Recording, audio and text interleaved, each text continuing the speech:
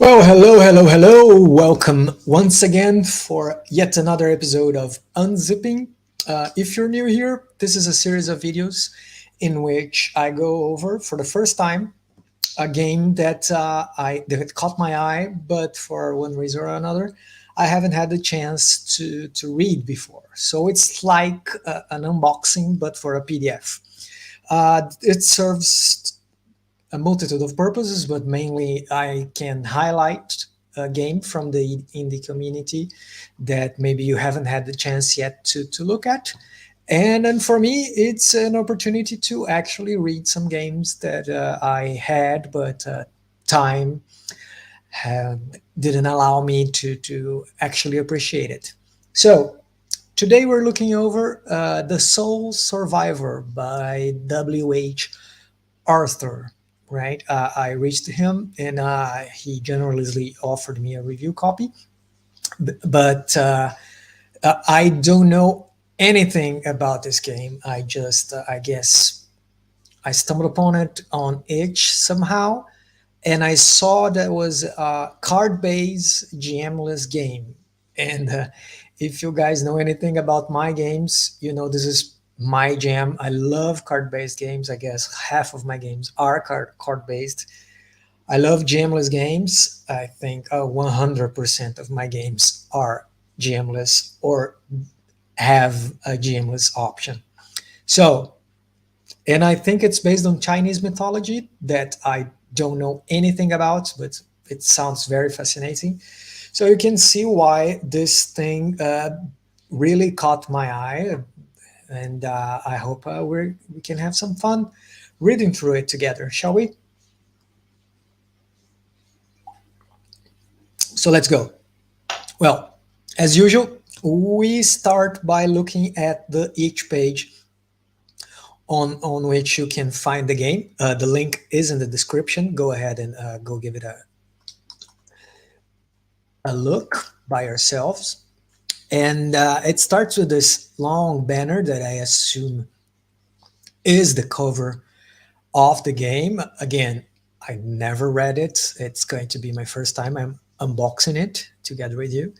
And it says, it looks like there are some Chinese references and the Soul Survivor, and there's a lot of suns and like 9 suns here, and Soul is sun, but only assuming.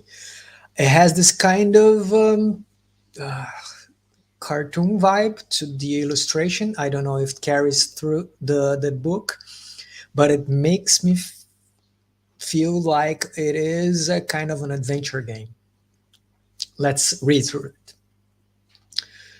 So the original The Soul Survivor 200 word RPG was rated #1 in story and #2 overall in Ia Magenta's micro RPG jam. Oh, that's pretty cool.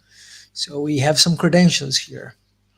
So a GM-less RPG for 3 to 6 players using a deck of playing cards. Okay, so it's not a custom deck.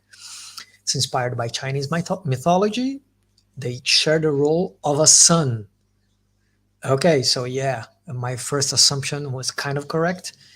Who was shot down from the sky. Oh, okay.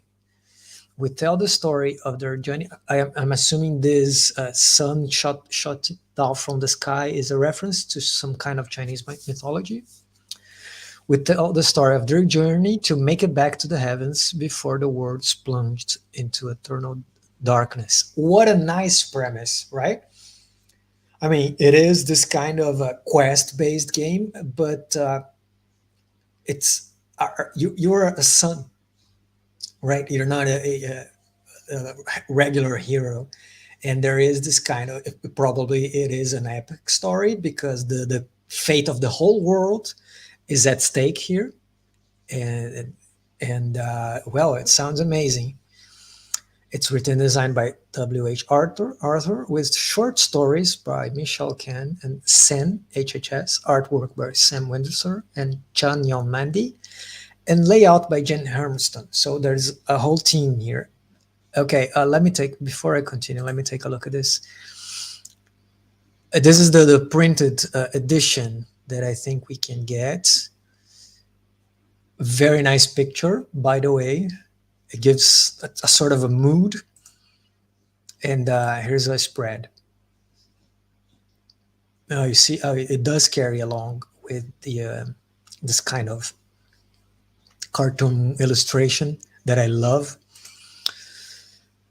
The game's mechanics is inspired by Joshua Fox and Becky Annison's Lovecraft-esque. Oh, I've read this game once, but it's been a long time.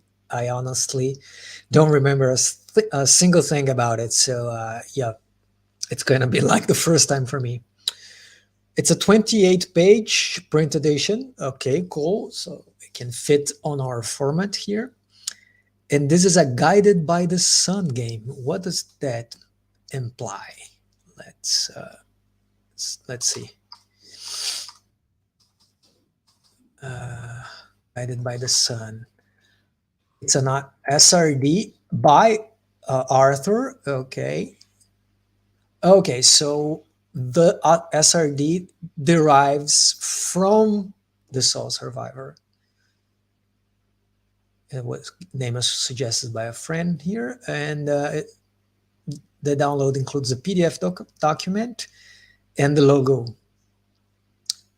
There has been a jam with some entries that you can check, like 5 entries here with games made with this SRD, which is pretty cool. So you can go ahead and check this one out. And let's go back. Right.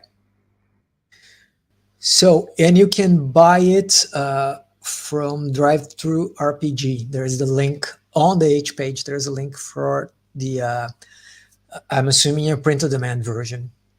Okay. There is a demo, the 200-word version. And let's go. Let's download it because I already have it. Spreads or singles. Let's go with singles. There's a pre-Kickstarter version, but that is kind of old. So I'm assuming we're not talking about this one. That's the latest one. And there's a text-only version as well, which I do appreciate. Let's open it up. Voila. Bloom, bloom. So yeah, that's the cover. Now that we've read a little bit of the pitch of the game, it makes a lot of sense. So the kind of things we're looking into here, right? That's the beginning of a journey of this hero, this sun trying to reach the heavens. So you see like the sky taking 3/4 of the page in this portal that they're going through. Pretty cool, huh?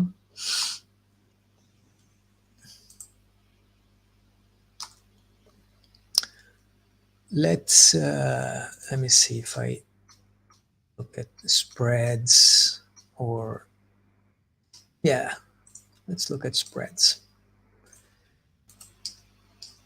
If that's your, it's not your, okay, I see. Right.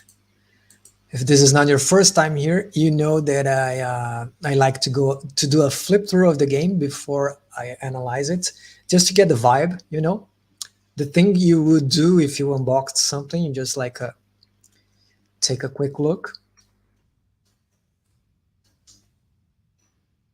The deck, some kind of characters here. I don't know if they are the main characters or NPCs. Examples. An awesome illustration and some short stories. And a creature generator. And that's it. It's a very short game. Very straightforward. There's not a lot of illustrations inside, but those that are here are very evocative of the kind of setting we are in. The layout is super clean. It makes use of negative space.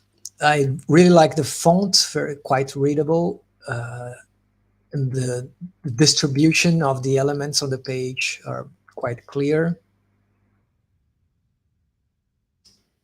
There is a deviation to a serif font here for some reason, but for the rest, it uses like one or two fonts. That's it. So let's start. And there is a different font here for the face cover as well. Okay. Game designer and writer, it's W.H. Arthur. So the artists here, guest artists for Threshet, aka Chan Yomendi. The writers and playtesters are credited here. Inspirations, I really like this. Chinese mythology, Journey to the West by Wu Chang'an, and Stardust by Neil Gaiman. Mechanical inspirations, the tripartite role structure from Lovecraft-esque, and the ritualistic language from games by Yamila R. and Jade. Okay, so this game was written in 2018, got a lot of positive feedback. Arthur then expanded it and ran a Kickstarter. So he commissioned professional layout, which is by Jane Hermiston, very clever layout. Some extra artwork and short stories. So yeah, the core game is the same, I suppose, with professional layout, art, and short stories.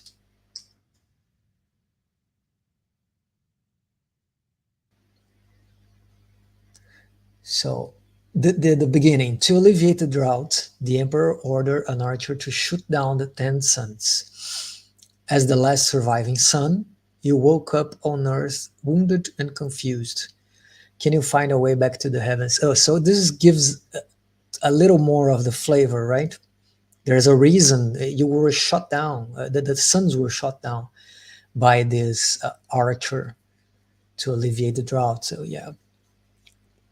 So what we need, 1.5 to 3 hours, a conductive space. I'm not sure what that means. Deck of playing cards, 1 die, writing materials. There is no need for a game master. Love it. But you probably are going to be a facilitator. Establish safety tools. Excellent. There is a link to a safety toolkit. Setup. Now, how we play this? Pick the deck of cards, remove the jokers, shuffle, pass it on to the next player to do the same. Repeat until everyone has had a chance to shuffle the deck. Okay, so everyone touches the cards before they start. Now place a 6-sided dice next to it with a 6 up. That's the faith counter. Okay, interesting. Now everyone draws 3 cards. And then when you play, you draw back up to 3.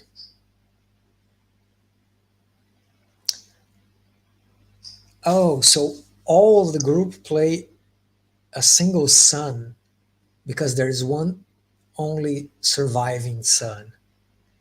Because you're going to answer some questions. What is the sun's name? The appearances of the mortal form? Their needs? What it shines for? With the sun guns from the sky, did the world fall into darkness, twilight, or something else? And how did they plan to reach the heavens? It includes a journey. So yeah, it is quest based as we assumed, because it's the journey is actually what the thing we're going to look at now. Right. So we have this short setup. We answer some word building questions, and then we go to the turns. That's a part of the journey. So one player is going to be the sun. The player to the right and left are the narrator and ally. Ah, interesting. That's why we need at least three players to play it. So, beginning of the turn, narrator and ally, so the guys that are next to you, play a card each. The narrator's card determines the threat and it's face down. The ally's card determines who they are and it's played face up. Oh, okay, so determines who the ally is, I suppose. So what happens here is we play out the scenario. The sun, the ally, confront the threat. How do we know? I'm sorry. How do we know what the threat is if the card is played face down? I think we look at it first. I don't know. Let's read on. At the climax or a point where it's narratively appropriate to the end of the scene, the sun plays a card to resolve the scene. If the number on the sun's card is bigger than the threat, the sun overcomes the threat. If does not, it barely escapes it, and something bad happens. You lose faith, so you lower the value of the die. So the die is a counter. If you suit, if your suits match with the ally, you have a bond. Oh, so then it joins you as a companion to your journey.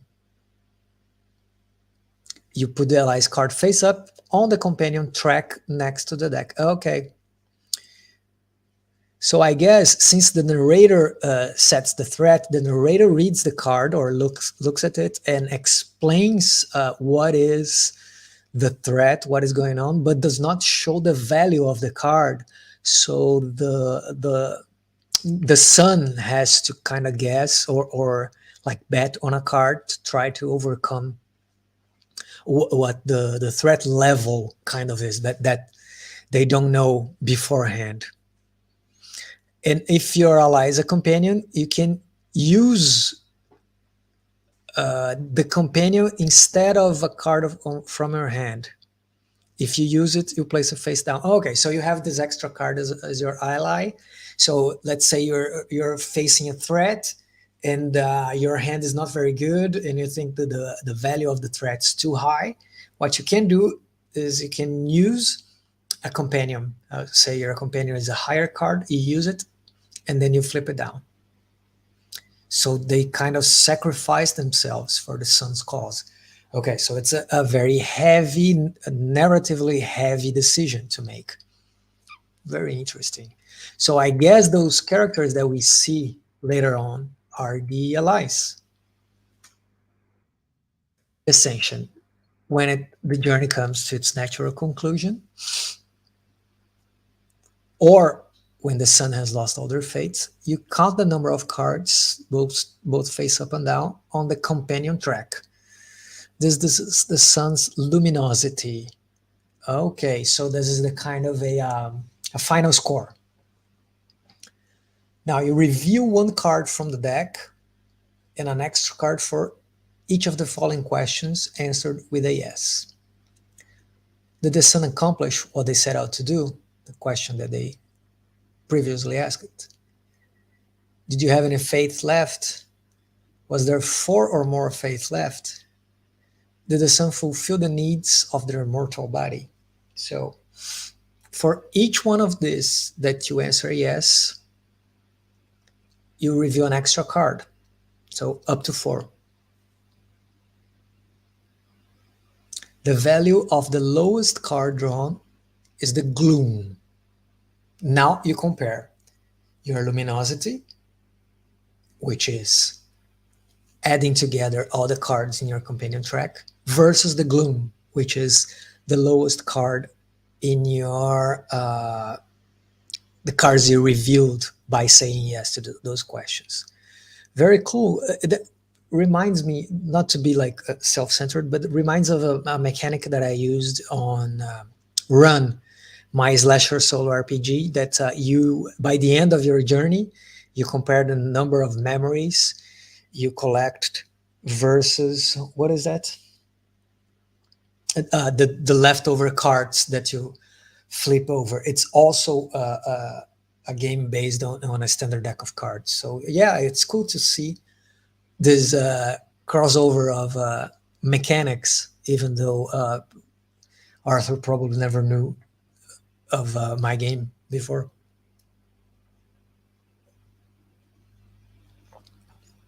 It's one of those things of the collective consciousness of game design. And my game is from around the same year, I guess, 2018. So if your luminosity is greater than the gloom, the sun returns. Cool, success, shine bright in the heaven. It's equal. You make it back, but ceases to shine. Ooh. If luminosity is less than gloom, all hope is lost. And then you narrate based on the result. Each player gets to add to this epilogue. How does it affect the lives on Earth, especially those they met on the journey? So, see, it's a game. If your final score is actually based on the companion track, it's a game about connection, right? That's the kind of thing that Arthur, the game designer, is incentivizing here. Your final score is based on how much you connect to the people you found along the way, and it encourages you to make those connections and fulfill the needs of your mortal body, because this is also helps in your final score, keeping your faith high and making connections. That's what the game's about. And bringing back to the epilogue, when they say how the ascension affects the lives on Earth, especially those they met on the journey. You see, the interesting thing here is that you're playing with multiple players, but with a single character. But the journey itself is is not about the sun alone, right? It gives the spotlight to those allies, and you make a companion by if you match the suit, right? There is no need, no way for you to intentionally make a companion. Oh, there is. So, oh, this is interesting. Another layer to the game design here. You had three cards in your hand, and then you can choose which card you use to try and overcome the threat. Maybe you choose a card that has a lower value, but it matches the suit of your allies card. So then you can gain a companion to your companion track. Very interesting, right? So you kind of maybe sacrifice your chances to overcome the threat, or you bet that a lower number is needed to overcome it, in order to reinforce your need or to privilege the creating this connection, this companion. Very clever. That's a dramatic choice. And one of the definitions of game is a series of meaningful choices. That's a very meaningful one that you do in every turn, right? So back to the epilogue. When you're done, take the time to decompress and thank each other for playing. There's this debriefing process here, reflecting on specific moments. Now, here are the roles in more detail. The narrator is describing everything in the world, everything else in the world. Use the creature matching the threat card as the antagonist. When the identity is presented, you review the card. Okay. So it's not a surprise until the end. You just it's just a surprise until the threat is revealed. So when you choose as the sun, you choose which card you're going to play, you already know if you're going to beat the threat or not. Incorporate established fiction, the threats and everything, like sewing the game together. Present danger opportunity to push the sun towards the threat. Call for the resolution of the scene.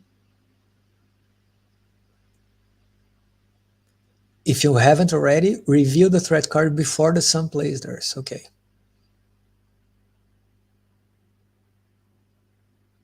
You can the sun can perform other actions, but you adjudicate as the narrator if they're successful or failure, because there is just one mechanical resolution in each turn. For with four or more players, the other ones besides those three are encouraged to take on the roles of NPCs. Pretty cool. Now, what does the sun do? You control the character, try to establish to keep it in line with the personality. You're helpless on Earth. You rely on your wits and the help of your ally. You see, once again, reinforcing this aspect of bonding as a major theme of the game. Your method does not need to involve violence. Empathy can be more effective, even if you have a threat in front of you. Very cool. Now the player playing the ally, you play a supporting role. Try not to take the initiative away from the sun. Always good. You also have your own drive and motivation. You can be maybe forced to work with the sun, but you don't have to like them. Okay, so there is room for some in-character drama. When the narrator gives the cue, you introduce your character, and the other players suggest details to the scene and can take on roles of NPCs and recruited companions from the previous turns. That's very clever. So you can show up in another scene as an NPC that is has been already played, which is cool. It's shared characters across the table, which I really like. I've done it too. Now the layouts here. Okay, we have a companion track, the main deck and the discard pile. Those are the cards you use. This is the fate counter. That's your die, and every player has 3 cards on their hands. Now bestiary. Bestiary is the threats, I suppose, right? When played against a number card, an ace is treated as 1. However, an ace beats any court cards played against it. Okay, clever. So you have aces on both ends of the card deck. It beats court cards or face cards and loses against numbers.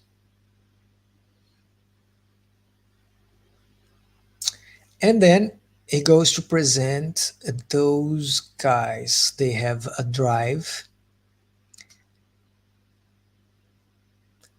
Just let me understand this.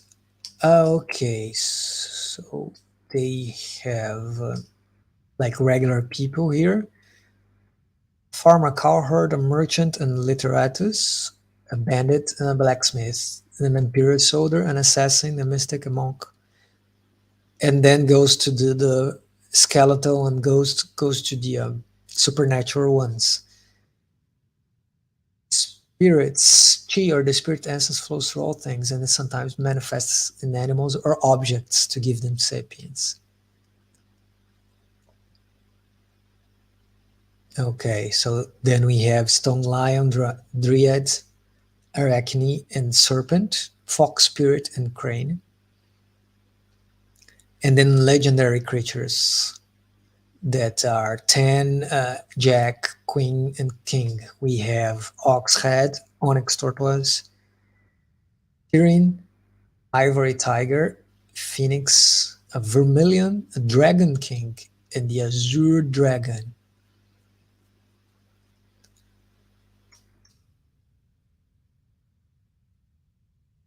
Right. So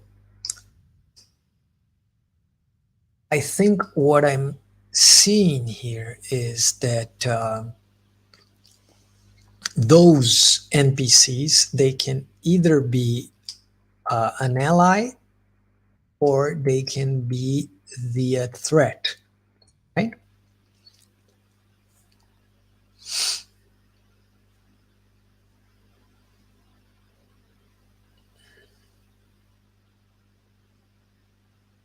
The ally card determine who they are in this turn and is played face up, face up.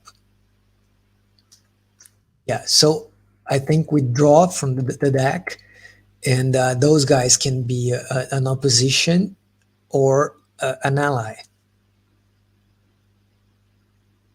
And it's cool that an ace can beat the Azure Dragon. Those simple one paragraph descriptions are very clever for each one of those creatures.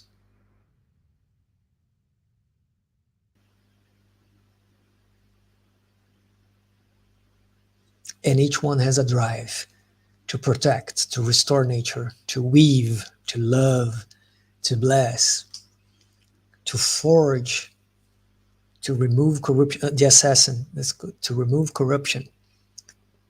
The authorities slander you. Truth is, your blade is only reserved for those mug bastards who exploit the blood, sweat, and tears of the people. See, giving some color. So they're not just a name or like a occupation attached to a number. They are living people with very peculiar characteristics. Like,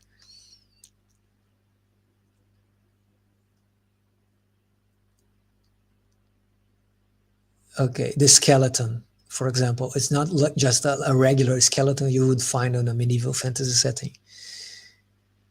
You are conscious, for starters, and you're not sure if you were alive once or if it's a spirit born into the bones. Recently, you have learned to conjure flesh suits to disguise as one of them. This is pretty cool, huh? Drive to feel what it's like to be human.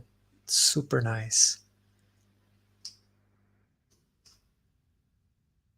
Yeah, I'm still not sure if the threat is revealed by the narrator as one of those characters. Yeah, when the threat's identity is presented, reveal its card as well. So yeah, it's the guys here, bestiary, I assume. So they can either be your allies or people you have to face. And when the deck's over, the game's over, I assume, right? If you're playing 6 people, that means you draw 18 cards and you have 52.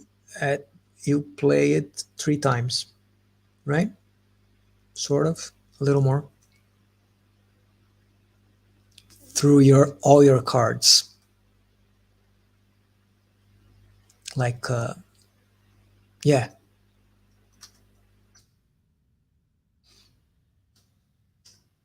And as higher as you go on the numbers here, the creatures become rarer.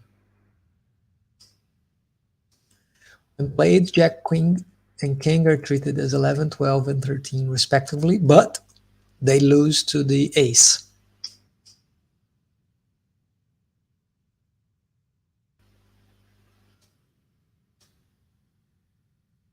Very cool. Examples and facts. Okay, some needs of the sun, reasons to shine, and journeys. Find a place, gather. So these are the questions you have to answer in the beginning to establish what the sun is, what kind of human needs they look after, and what they have to do to actually go back to the heavens. How many turns should we take before reaching the ascension? Oh, so I was making assumptions here, but here a 2 hour game would allow 6 8 turns. Each turn can take different amount of time in game. Yeah, you can zoom in into the action or like take a few days to a week. So example of a turn, let's read it. Narrator: Saul, you see bandits coming towards the village. What do you do? I'm going to ask my ally, the blacksmith, to arm the villagers. And the ally can lend my weapons to the villagers, but I can't just give them away. It would be good advertisement to your smithy, blah, blah, blah. You made a very good case, have my weapons. The bandits are now charging. This would be the climax of the scene. My card's a 3 of hearts. So a 3 of hearts. Go back. Bandit. There you go. So a 3 of hearts is the bandit. That's the threat of the scene.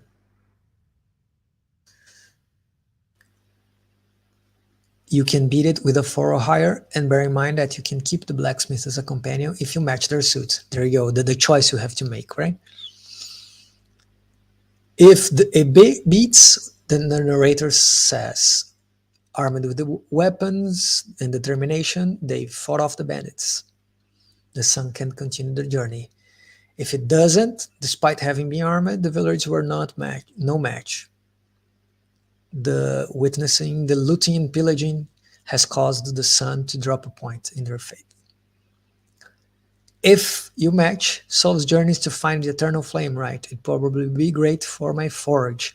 I'm going to join Saul on their journey. So it's the blacksmith deciding to become a companion. Very cool. And then we have, so this is ending in a climax. This is ending at a narratively appropriate point, whatever that means. It was a peaceful and quiet night. Imperial soldiers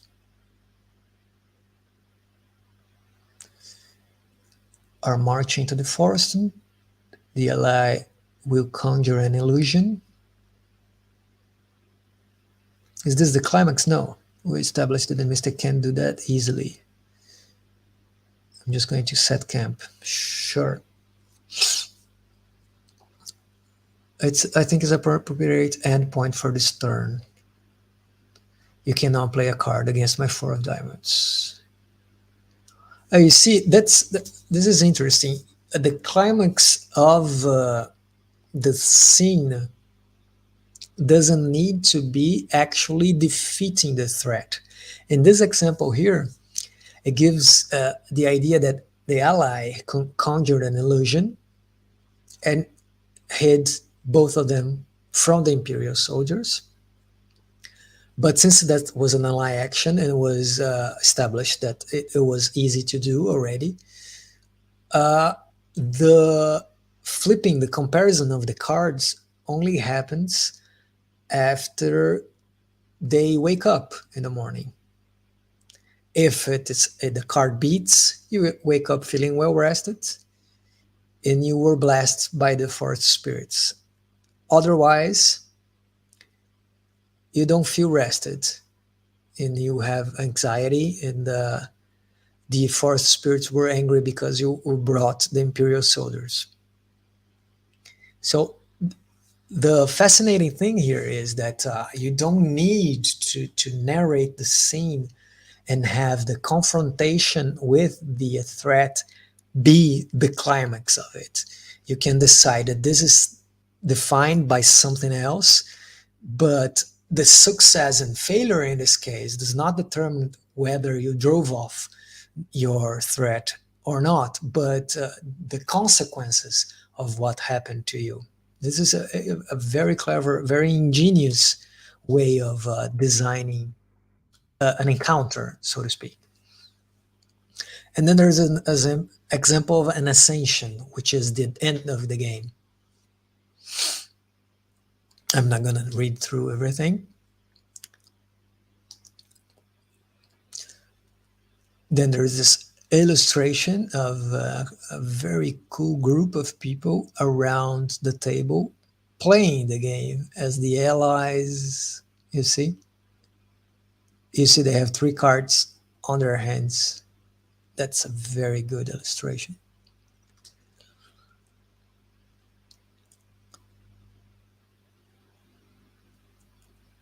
So here we have some short stories that are became available after the Kickstarter of the game.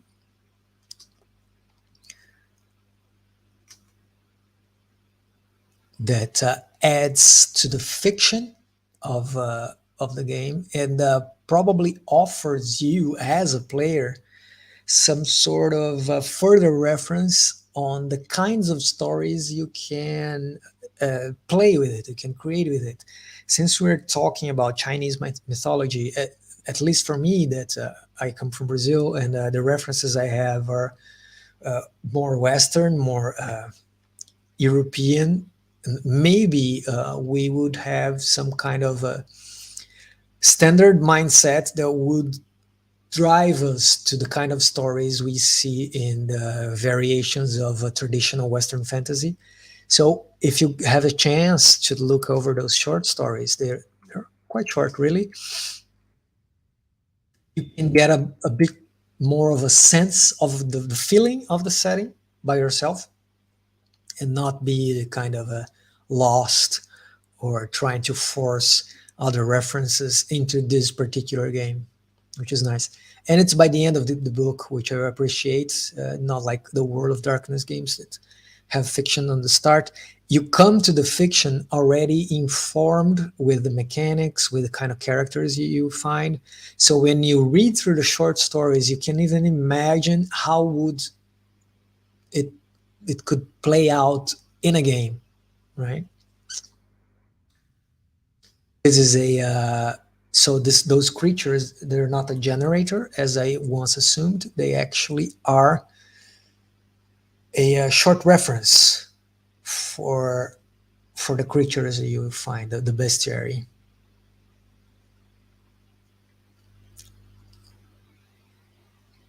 Right?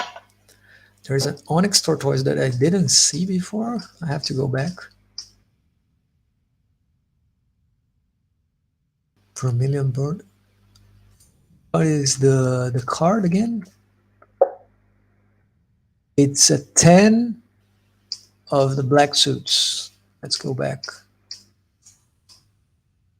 10 of black. Oh, there you go. Onyx tortoise. Do not let the slowness fool you, as they are a powerful being that remains immovable even when hit by a tsunami. Some pray to them for flood prevention, hoping they would protect the land by pushing the tides back. Very cool.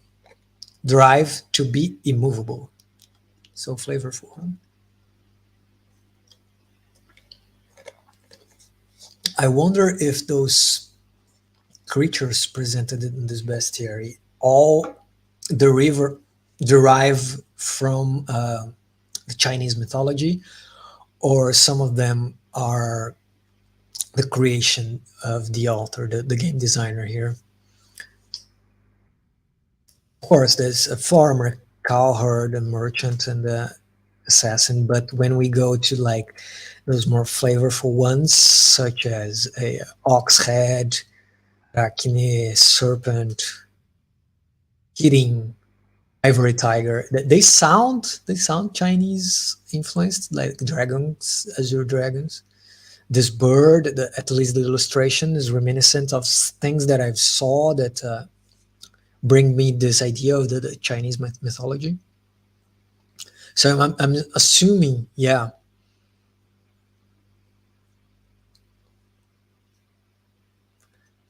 just reading through those creatures, it's just an adventure in itself. So I definitely recommend you take some time, even before you play, just going through them, because they all have their own motivations and peculiarities and character traits. Very cool. So yeah, there you go. This is the Soul Survivor once again. Uh, if you want to get this game, I have the link in the description, and it's this address that's showing here for you as well. You can go ahead and take a look at it. If you liked what I did here, you can consider supporting me. There is a coffee link down below. You can check it, and you can also buy my games on itch. I have released today an updated version of my Freeform Just for Kicks role playing game. It's a one-page game you can read on your phone and play with rock paper scissors. Classic fantasy, very easy to introduce someone you get to know that to RPGs. If you already play and you want to introduce someone, you can play anywhere. And today I published the solo GMless rules as well, that substitutes the rock paper scissors for 1d6 with a bunch of oracles, including this pictographic one that you can use to generate ideas for your adventure. So check out the links in the description too. And since then, thank you very much for watching, and I see you next time. Bye bye.